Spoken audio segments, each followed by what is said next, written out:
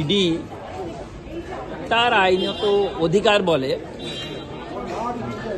জানুয়ারি 5 তারিখে শাহজাহানের বাড়িতে একটা রেড করেছিল। এটা ঘটনা, এটা আপনারাও জানেন, আপনারা কভার করেছিলেন। কিন্তু সেই ঘটনার উপর অনেকগুলো উপঘটনা হয়ে গেছে যেটা অপরাধের তকমা পেয়েছে। সেই অপরাধের তকমাগুলোতে নেজার থানা যথাক্রমে 3টে মামলা শুরু করেছে। একটা নেজার 7 অফ 2023, একটা নেজার 8 এবং নেজার 9 অফ 2023।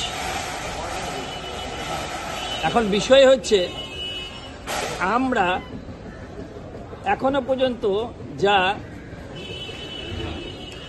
মামলার নথি থেকে যেটা দেখছি, from the records of the 4 corner, ওই ঘটনার সময় শাহজাহান ওখানে উপস্থিত ছিল, তার উপস্থিতি নিশ্চিন্তকরণ করা যায়নি। আপনারা এটাও জানেন যে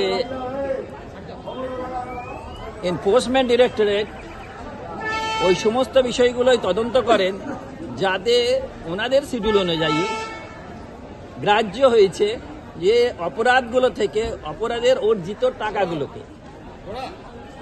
আমি দেখেছি যা আছে তাতে মনে হয়েছে যে না অপরাধের সাথে না অপরাধের টাকার সাথে এই শাহজাহানের কোনো যোগ আছে। আইনত আমরা একটা আগাম জামিনের দরখাস্ত করেছি। আপনারা দরখাস্ত করেছেন, কিন্তু শেখ শাহজাহান কোথায়? 25 দিন হয়ে গেল তাকে। ব্রাদার, শেখ শাহজাহান কোথায় তার জন্য তো অনেকেই আছে। শাহজাহান তাজমহলেও থাকতে পারে, আবার শাহজাহান কোথায় থাকতে পারে সেজন্য আপনারা আছেন, অন্য সংস্থা আছেন। সই করেছেন, ইডি বলছে লুকআউট নোটিশ জারি করা হয়েছে, তাকে খুঁজে পাওয়া যাচ্ছে না, কেউ পুলিশ গ্রেফতার করতে পারছে না। টেকিং রেফারেন্স, আপনার রেফারেন্স নিয়ে আমি বলছি, তাহলে এটা সত্য। ইডি বলেছেন যে লুকআউট নোটিশ জারি করেছে, আপনারা সাক্ষী আছেন। ইডি লুকআউট নোটিশের আপনারা তো সাক্ষী আছেন তো? হ্যাঁ, তাহলে শাহজাহান এই লুকআউট বেসিসে, এই মিথ্যা লুকআউটের বেসিসে তার আইনি বৈধতা এসে যাচ্ছে যে একটা আগাম জামিন মুভ করার। এবার তিনি কোথায় আছেন সে দেখার দায়িত্ব আমার না আছে না বলার দায়িত্ব আছে। আমি একটা সিনিয়র বিপ পেয়েছি 9টার সময়, আমি পড়েছি, আমি দেখেছি, দেখে আমার মনে হয়েছে যে হ্যাঁ এই দরখাস্তের আইনত গ্রহণযোগ্যতা আছে। কিছু করেননি একটা অ্যাক্সিডেন্টকে। দেখুন, তিনি সামনে আসবেন না সেটা তার বিষয়, তাকে ধরবে কি ধরবে না সেটা তদন্তকারীদের বিষয়, আর তাকে খুঁজে বের করবে কি না করবে সেটা হচ্ছে যারা ল অ্যান্ড অর্ডার মেনটেন করে তাদের বিষয়। আপনি কিন্তু গণতন্ত্রের খুব ভালো করে বুঝবেন, আপনি একবার ভুলে যাবেন না, আপনি কিন্তু গণতন্ত্রের সবচেয়ে আজকের দিনের ইম্পর্টেন্ট স্তম্ভ। এবং আপনি জানেন যে visual effect of the human life is much more effective. ওই প্রাচীনকালে আনন্দবাজার কাগজ পড়ে আমাদের চোখের জল আসতো, এখন মস্তিষ্কেও আলোড়ন হয়। জল তো আসে, মস্তিষ্কেও আলোড়ন হয়। আপনি বলছেন তিনি সেদিন ছিলেন না, কিন্তু আমি ডকুমেন্টস থেকে বলছি।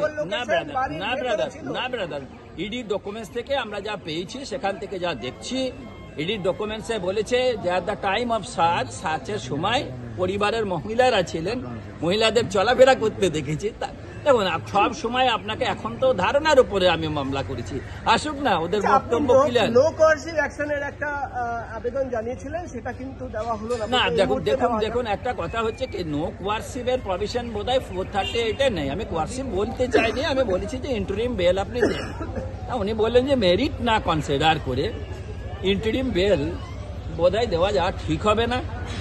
এই মামলাটা শনিবারে রাখা হয়েছে 3 তারিখে উভয় পক্ষকে শুনানি হবে। সেই শুনানির বিরুদ্ধে আমাদের কিছু প্রশ্ন, শেখ শাহজাহানের সঙ্গে আপনার কি কথা হয়েছে? আপনাকে কি নির্দেশ দিয়েছেন তিনি? দেখুন, আমি কথা শুনুন, আমার যা নির্দেশ, সেই নির্দেশ লিখিত আকারে ওই কোর্টে জমা দিয়েছি। আমার সাথে কেন কথা হবে? কথা হয়নি না, আমার সাথে। এটা কি মনে করেন যে সকল সিনিয়র অ্যাডভোকেটের সাথে জলপাইগুড়িতে যে বসে আছে তার সাথে দেশের স্টলওয়ার্ড সিনিয়র যারা কপিল সিব্বল তার কথা হয়, তার জুনিয়রদের কথা হয়। তা আমাকে যারা ব্রিফ করেছেন তাদের সাথে কথা হয়েছে, আমার সাথে কোনো কথা হয়নি। তবে শাহজাহানের যে বক্তব্য, শাহজাহানের যে আইনত গ্রহণযোগ্য তার বক্তব্য, সেটা পিটিশন আকারে আমরা মোকদ্দমাতে ফাইল করেছি। ইডি তার উত্তর দেবে। আমাদের প্রয়োজন